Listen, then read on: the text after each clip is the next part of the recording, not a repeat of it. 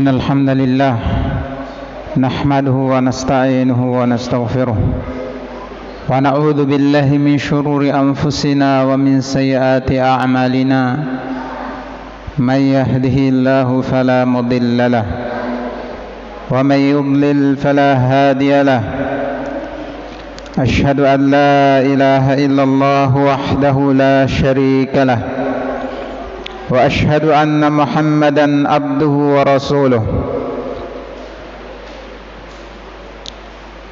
يا أيها الذين آمنوا اتقوا الله حق تقاته ولا تموتن إلا وأنتم مسلمون يا أيها الناس اتقوا ربكم الذي خلقكم من نفس واحدة وخلق منها زوجها وبث منهما رجالا كثيرا ونساء واتقوا الله الذي تساءلون به والأرحام إن الله كان عليكم رقيبا يا أيها الذين آمنوا اتقوا الله وقولوا قولا سديدا يصلح لكم أعمالكم ويغفر لكم ذنوبكم ومن يطع الله ورسوله فقد فاز فوزا عظيما أما بعد فإن أصدق الحديث كتاب الله وخير الهدي هدي محمد صلى الله عليه وسلم وشر الأمور محدثاتها فإن كل محدثة بدعة وكل بدعة ضلالة وكل ضلالة في النار أعاذني الله وإياكم من الضلالة والبدعة والنار. أيها الحاضرون جماعة Jumat rahimani wa rahimakumullah. Kalimat yang senantiasa pantas untuk kita ucapkan adalah kalimat pujian kepada Allah Subhanahu wa taala sebagai bentuk dari kesyukuran kita sebagai hamba Allah Subhanahu wa taala yang mendapatkan limpahan rahmat dan karunia darinya. Karena dengan itulah, dengan kesyukuran yang terungkapkan dengan lisan dan terwujudkan dengan perbuatan amalan saleh, juga dengan keyakinan yang ada di dalam hati kita yang betul-betul mengetahui bahwa semua apa yang kita rasakan berupa nikmat itu datangnya dari Allah Subhanahu wa taala. Maka wajib bagi kita untuk bersyukur kepada Allah Subhanahu wa taala. Allah Subhanahu wa taala berfirman, "Wa in ta'adzana rabbukum la in syakartum la azidannakum wa la in kafartum inna 'adzabi lasyadid." Ingatlah tatkala Rabb kalian, pencipta kalian, yang memberi nikmat kepada kalian, yang mengatur kalian, yang memberi rezeki kalian, itu mengumumkan, apabila kalian bersyukur, maka niscaya saya betul-betul, kata Allah Subhanahu wa taala, akan menambahkan nikmat yang aku berikan kepada kalian. Wala in kafartum, dan apabila kalian kufur terhadap nikmat yang diberikan kepada kalian, maka ketahuilah sungguh azabku itu sangat pedih. Tidak ada yang hidup di dunia ini yang tidak mendapatkan limpahan rahmat dari Allah Subhanahu wa taala. Berarti tidak ada yang pantas atau tidak ada yang boleh untuk meninggalkan ibadah yang mulia ini, yaitu bersyukur kepada Allah Subhanahu wa taala. Dengannya kita akan mendapatkan tambahan nikmat demi nikmat. Sebaliknya, apabila kita tidak menunaikan kewajiban tersebut, maka kata Allah Subhanahu wa taala, inna adzabi lasyadid, sungguh azabku itu sangatlah pedih. Kemudian kita bersalawat kepada Rasulullah sallallahu alaihi wasallam yang merupakan nabi yang tidak ada satu kebaikan pun kecuali beliau telah menuntunkan umatnya guna menjadi hal itu menjadi bekal mereka untuk menggapai surga dan ridha Allah Subhanahu wa taala.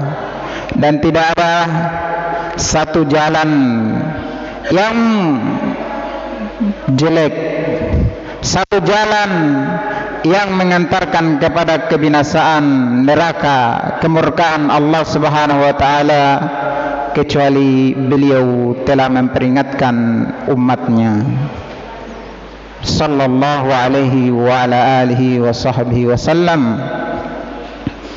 Jamaah Jumat kaum muslimin rahimani wa rahimakumullah, kita semuanya, saya yakin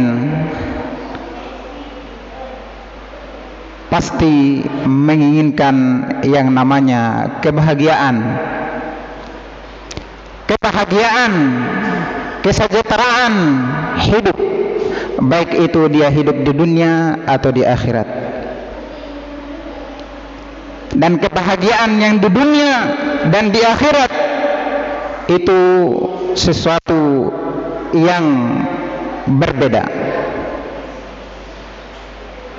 Kehidupan di dunia terkadang dapat diraih dengan hal-hal yang melanggar apa yang Allah Subhanahu wa taala perintahkan.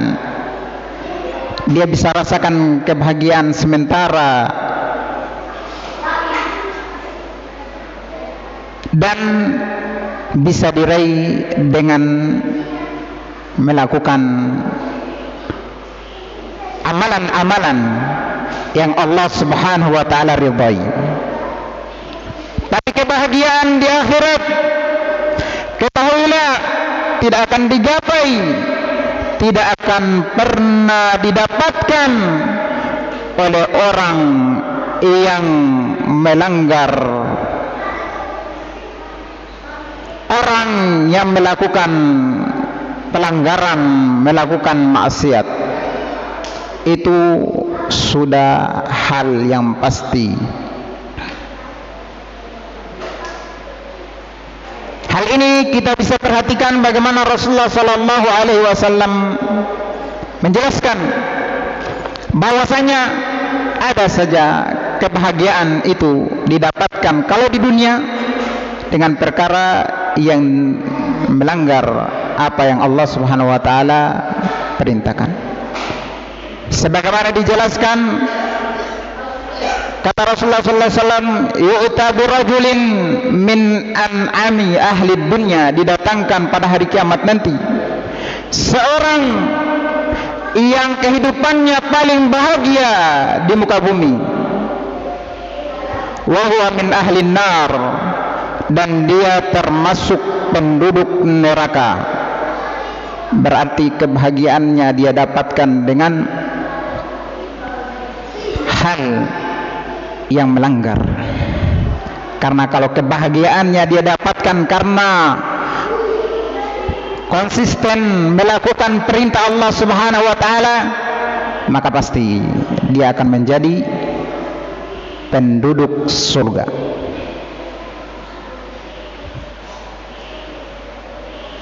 Kata kata Rasulullah sallallahu alaihi wasallam, fayusbagha fin nari sabghatan thumma yuqal hal ra'aita ni'matan qat. Kemudian dia dicelupkan ke dalam neraka dengan sekali celupan. Kemudian ditanya kepadanya, apakah pernah lewat atau pernah kamu merasakan kenikmatan sebelumnya? Maka orang ini mengatakan, la wallah, tidak, demi Allah saya tidak pernah merasakan kenikmatan sebelumnya. Dari sini kita bisa melihat, dan semua dari kita pasti menginginkan kebahagiaan yang abadi dan hakiki. Ketahuilah pada ketaatan kepada Allah Subhanahu wa taala, yang mana kebahagiaan itu akan mengantarkan kebahagiaan kepada kebahagiaan yang tidak ada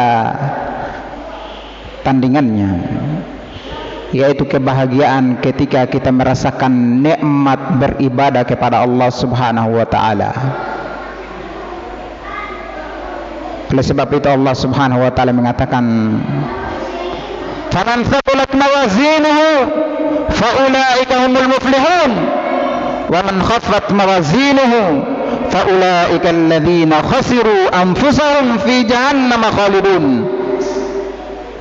Kata Allah Subhanahu wa taala, barang siapa yang amalan timbangan kebaikannya itu berat, maka mereka itulah orang-orang yang beruntung, orang-orang yang berbahagia di akhirat. Faman khaffat mawazinuhu, dan barang siapa yang timbangan amalan kebaikannya itu ringan dibanding amalan keburukannya, maka kata Allah Subhanahu wa taala, ulaik, mereka itulah yang menjadikan diri-diri mereka celaka, merugi di dalam jahanam, mereka kekal abadi. Jadi ketahuilah, ujung dari perjalanan kita hanya dua. Apa itu? Di surga kita akan menggapai kebahagiaan yang abadi, ataukah di neraka yang dengannya kita akan celaka dengan kecelakaan yang tidak ada ujungnya. Tidak ada yang ketiga. Perlu kita perhatikan dalam kehidupan kita ini, apakah kita sudah mempersiapkan untuk kebahagiaan kita di akhirat nanti, atau kita masih lalai? Dan jalan-jalan kebahagiaan itu sangat banyak Allah paparkan di dalam Al-Quran, dan Rasulullah Sallallahu Alaihi Wasallam jelaskan di dalam sunnahnya, yaitu bagaimana kita berusaha di dalam kehidupan kita ini memperberat timbangan amalan kebaikan kita. Ini yang kita harus usahakan sampai tetes darah yang terakhir. Ini yang harus kita perjuangkan di dalam kehidupan kita ini. Bukan kita mau memperjuangkan di dalam kehidupan dunia ini untuk kebahagiaan kita sementara di kehidupan dunia. Bukan itu. Di antara amalan yang sangat luar biasa, yang setidaknya kita melewatinya di setiap harinya 5 kali, yang akan membuat timbangan kebaikan kita itu berat, dan timbangan amalan keburukan kita itu akan menjadi ringan. Rasulullah sallallahu alaihi wasallam bersabda di dalam hadis Abu Hurairah radhiyallahu taala an, kata Rasulullah sallallahu alaihi wasallam, "Salatul rajuli fi jama'atin tazidu ala salatihi fi suqihi wa baitihi. Wa dhalika inna ahadakum idza tawadda'a fa ahsana al-wudu." Habis.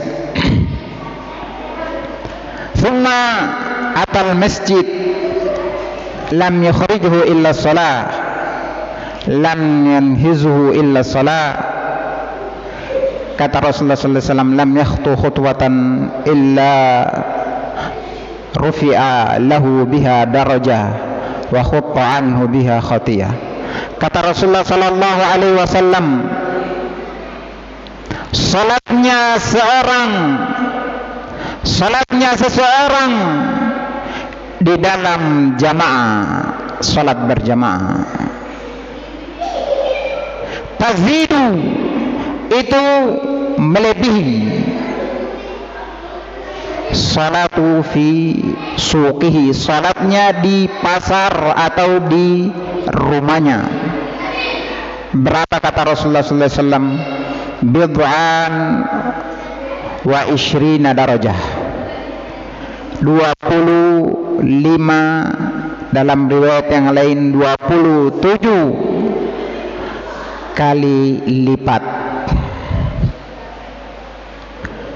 Wa dzalika anna ahadukum, demikian itu kata Rasulullah sallallahu alaihi wasallam, bahwasannya salah seorang dari kalian dia berwudu fa ahsanal wudu, dan memperbaiki wudunya, thumma atal masjid, kemudian dia mendatangi masjid. Perhatikan, dia berwudu di rumahnya, thumma atal masjid, kemudian dia mendatangi masjid. Lam yukhrijuhu illa shalah, tidak ada yang mengeluarkan dia dari rumahnya itu, dari rumahnya menuju masjid, illa shalah, kecuali salat. Lam yuziduhu illa shalah, tidak ada yang menggerakkan hatinya keluar dari rumahnya menuju masjid kecuali salat. Maka kata Rasulullah sallallahu alaihi wasallam, lam yakhtu khutwatan, tidaklah dia melangkahkan kakinya satu langkah kecuali illa rufi'a lahu biha darajah, diangkat dengan langkah tersebut baginya satu derajat. Wa khutta anhu biha khati'ah, dan akan dihapuskan baginya dengan langkah tersebut satu kesalahan dari dosa yang dia perbuat.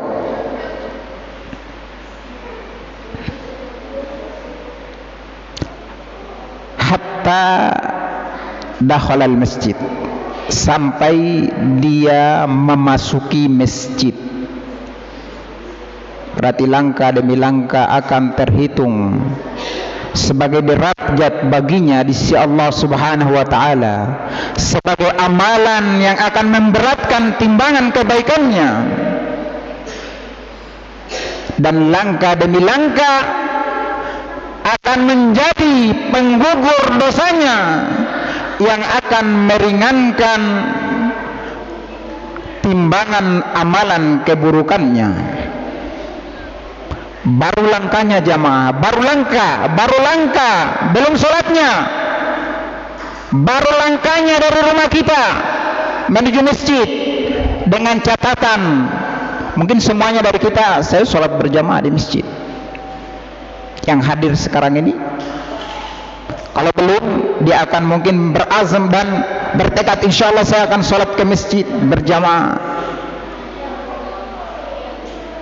Tapi yang menjadi catatan adalah yang pertama tadi dikatakan oleh Rasulullah sallallahu alaihi wasallam, idza tawadda'a, apabila dia berwudu, bukan sembarang wudu, fa ahsanal wudu, dan memperindah, memperbagus wudunya. Bagaimana itu memperbagus wudu? Bagaimana itu memperindah wudu? Memperindah wudu itu adalah melakukannya sesuai apa yang dicontohkan oleh Rasulullah sallallahu alaihi wasallam. Itulah orang yang memperindah wudunya. Yang kedua yang menjadi catatan adalah apa? La yukhrijuhu illa shalah. Tidak ada yang mengeluarkan dari rumahnya itu kecuali salat. Di dalam hatinya, saya tidak keluar dari rumah saya ini kecuali karena salat. Saya mau melakukan salat, bukan saya mau bercerita dengan teman saya mau bertemu dengan teman saya di masjid karena kami janjian di masjid pada sholat asar misalnya. Bukan itu, tapi memang tujuannya dia keluar dari rumahnya. Kata Rasulullah SAW, lam yukhriju illa shalah. Tidak ada yang mengeluarkannya kecuali sholat. Maka akan mendapatkan apa? Derajat tadi, pahala yang sangat luar biasa tadi. Ini baru langkahnya orang yang melakukan sholat berjamaah, langkah-langkahnya dari rumahnya. Kemudian kata Rasulullah sallallahu alaihi wasallam,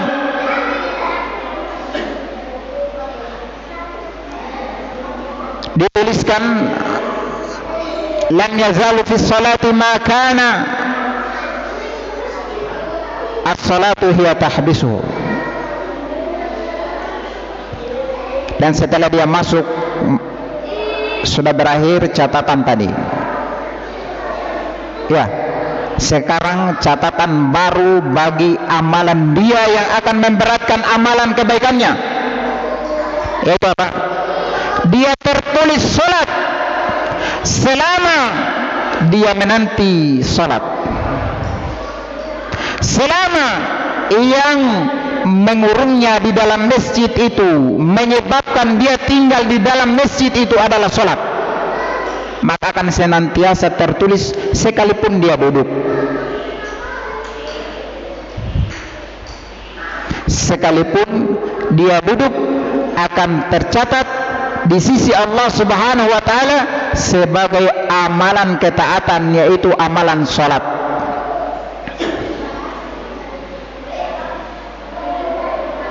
Terus menerus seperti itu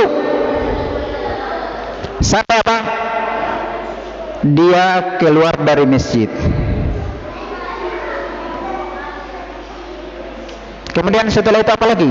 Masih ada.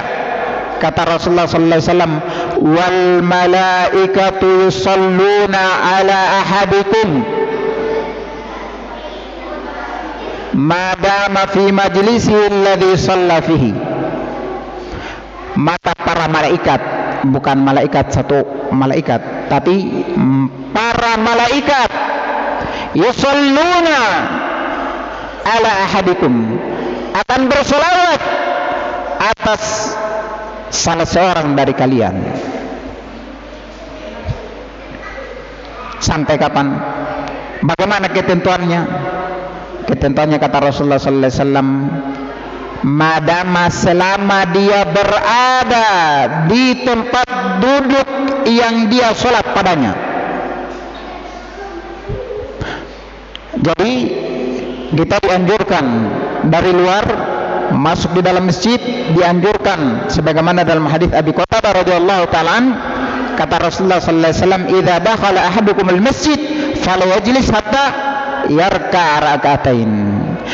Apabila salah seorang dari kalian masuk ke dalam masjid, maka jangan dia duduk sampai dia melakukan 2 rakaat salat 2 rakaat. Kemudian dia duduk. Selama dia duduk begitu, maka tercatat sebagai orang yang salat dia duduk, dan tercatat malaikat senantiasa mendoakannya.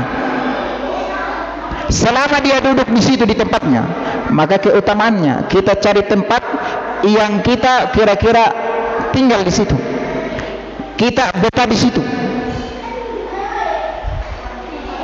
sampai ditegakkan sholat. Kemudian kita berpindah dari tempat kita. Asalnya apa? Lebih utama kita duduk di tempat kita sholat tadi daripada kita berdiri.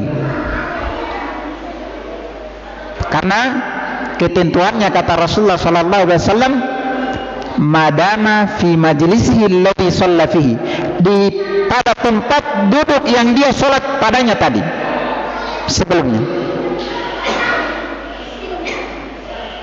Apa sebenarnya salawat dari malaikat? Malaikat itu bersalawat berarti mendoakan kita. Kata Rasulullah sallallahu alaihi wasallam menjelaskan doa malaikat ini, yaitu Allahumma irhamhu, ya Allah rahmati orang ini. Rahmati orang ini bukan satu malaikat ya. Malaikat adalah makhluk-makhluk Allah subhanahu wa ta'ala yang mulia, yang mereka memiliki doa-doa yang sangat luar biasa. Ya Allah rahmati orang ini. Kalau kita sudah dirahmati oleh Allah subhanahu wa ta'ala, apa yang kita cari? Apalagi yang kita mau cari? Kalau sudah rahmat Allah subhanahu wa ta'ala kita peroleh. Kemudian malaikat kata Rasulullah sallallahu alaihi wasallam mendoakan orang ini, Allahumma ighfir lahu, ya Allah ampuni dosanya orang ini. Tadi kita sudah mendapatkan pengampunan dosa, duduk di masjid lagi mendapatkan doanya malaikat agar kita diampuni. Selanjutnya lagi kata Rasulullah sallallahu alaihi wasallam, Allahumma tuba alaihi, ya Allah terima taubatnya, berikan dia taubat.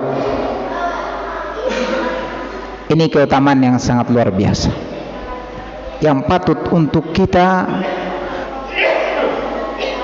berlomba-lomba padanya, yang patut untuk kita menyisihkan waktu kita untuk hal ini. 5 kali sehari, jangan sampai kita melewatkannya dalam kehidupan kita yang singkat ini. Mari kita kita pergunakan kesempatan yang seperti ini. Kita datang di masjid bukan ketika sudah qomat, tapi mari kita datang kalau bisa sebelum adzan dikumandangkan, kita sudah berada di masjid untuk meraih berbagai keutamaan, mencari bagaimana timbangan amalan kebaikan kita itu menjadi berat dan amalan keburukan kita itu menjadi ringan di sisi Allah subhanahu wa ta'ala. Aqulu qala hada astaghfirullah innahu huwal ghafurur rahim.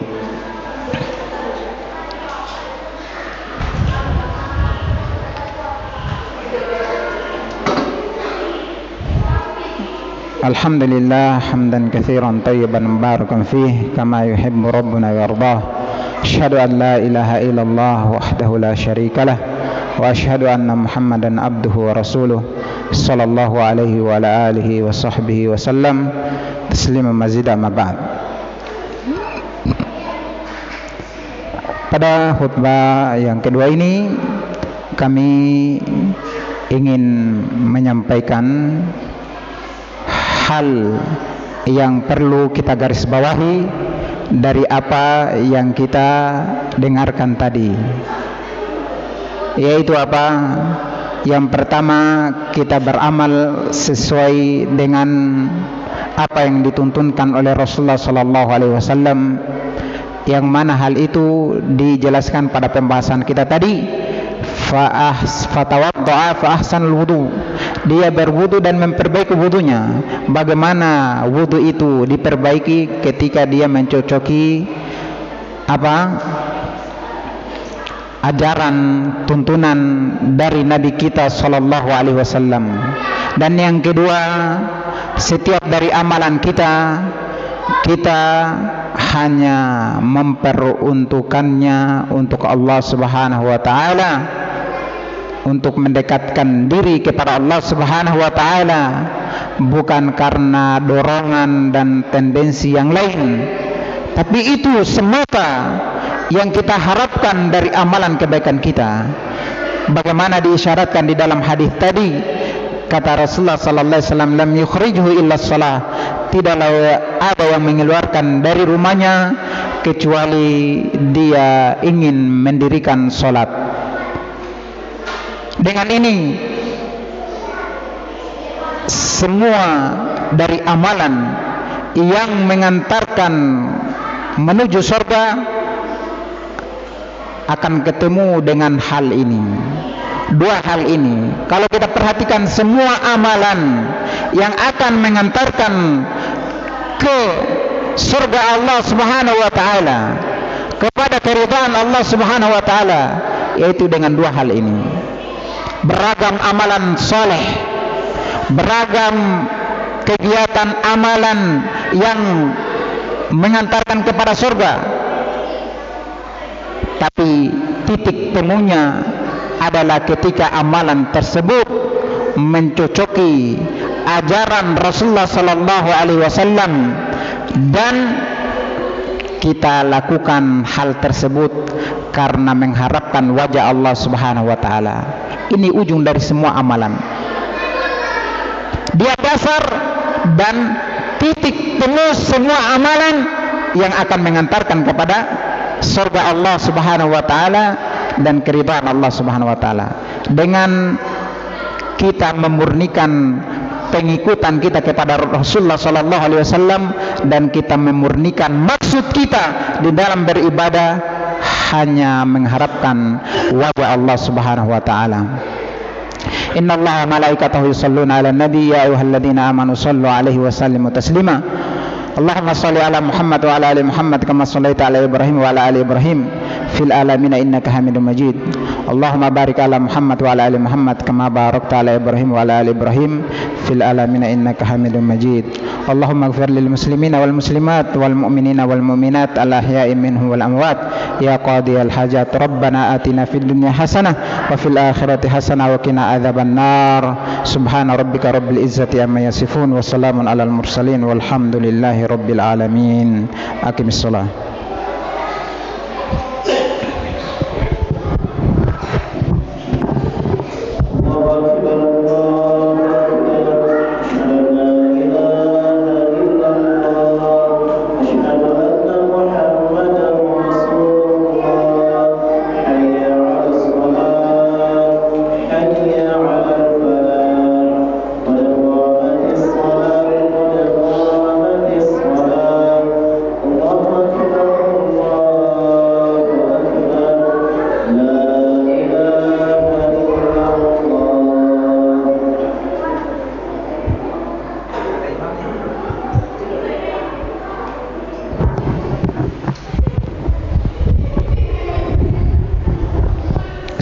Atadilu, lurus dan rapatkan safnya. Wala tad'u furujatil lisyaitan, jangan membiarkan celah-celah untuk syaitan. Dirapatkan dan diluruskan safnya. Allahu akbar.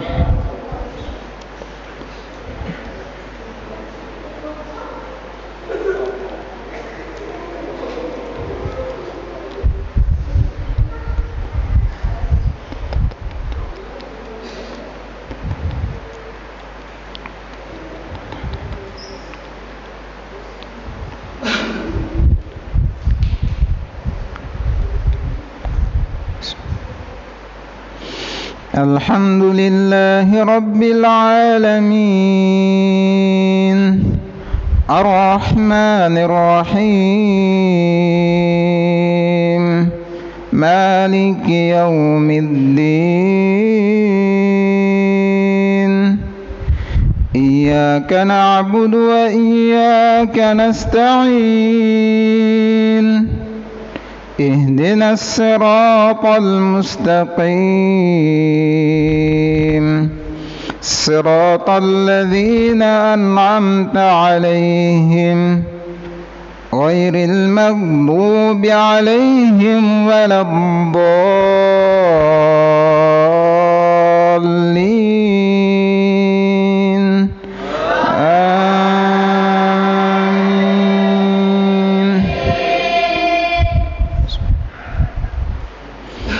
سبح اسم ربك الأعلى الذي خلق فسوى والذي قدر فهدى والذي أخرج المرعى فجعله غثاء أحوى سنقرئك فلا تنسى إلا ما شاء الله إنه يعلم الجهر وما يخفى ونيسرك لليسرى فذكر إن نفعت الذكرى سيذكر من يخشى ويتجنبها الأشقى الذي يصلى النار الكبرى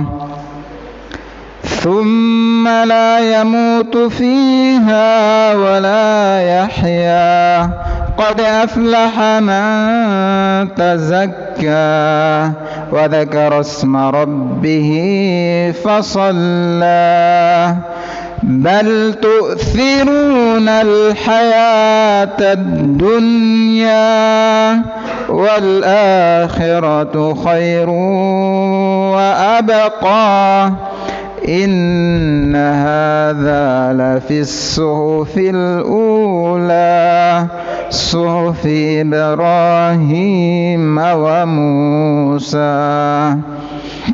الله أكبر.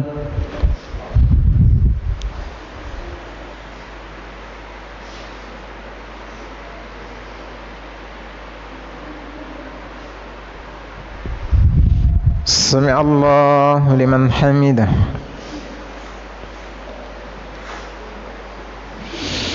الله أكبر.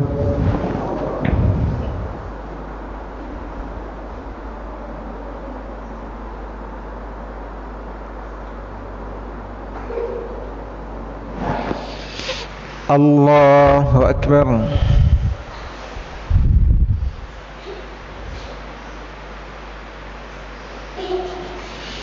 الله أكبر.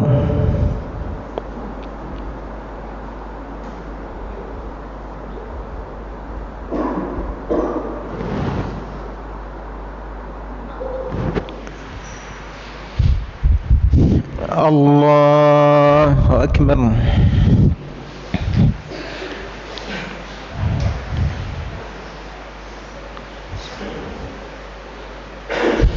الحمد لله رب العالمين الرحمن الرحيم مالك يوم الدين إياك نعبد وإياك نستعين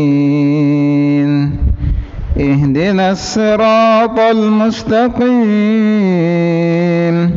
صراط الذين أنعمت عليهم غير المغضوب عليهم ولا الضالين آمين. هل أتاك حديث الغاشية وجوه يومئذ خاشعة عاملة ناصبة تصلى نارا حامية تسقى من عين آنية ليس لهم طعام إلا من ضريع لا يسمن ولا يغني من جوع وجوه يومئذ ناعمة لسعيها راضية في جنة عالية لا تسمع فيها لاغية فيها عين جارية فيها سرر مرفوعة وأكواب موضوعة ونمارق مصفوفة وزرابي مبثوثة أفلا ينظرون إلى الإبل كيف خلقت وإلى السماء كيف رفعت وإلى الجبال كيف نصبت وإلى الأرض كيف سطحت فذكر إنما أنت مذكر لست عليهم بمسيطر إلا من تولى وكفر فيعذبه الله العذاب الأكبر إن إلينا إيابهم ثم إن علينا حسابهم. الله أكبر.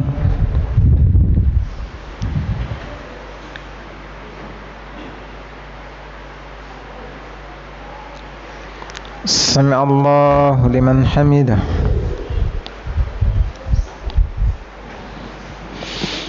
الله أكبر.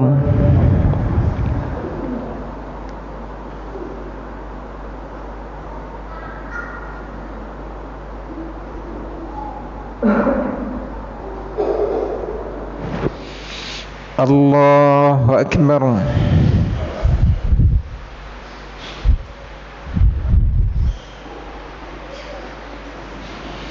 الله أكبر.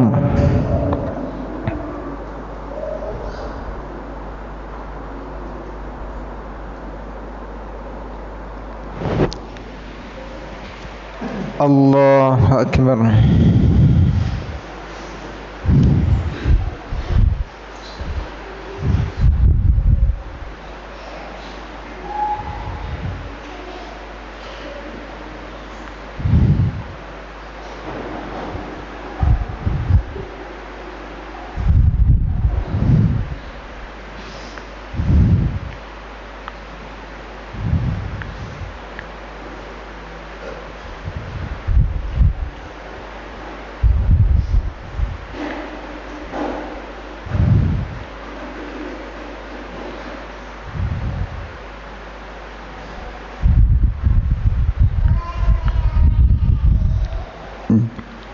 السلام عليكم ورحمة الله. السلام عليكم ورحمة الله.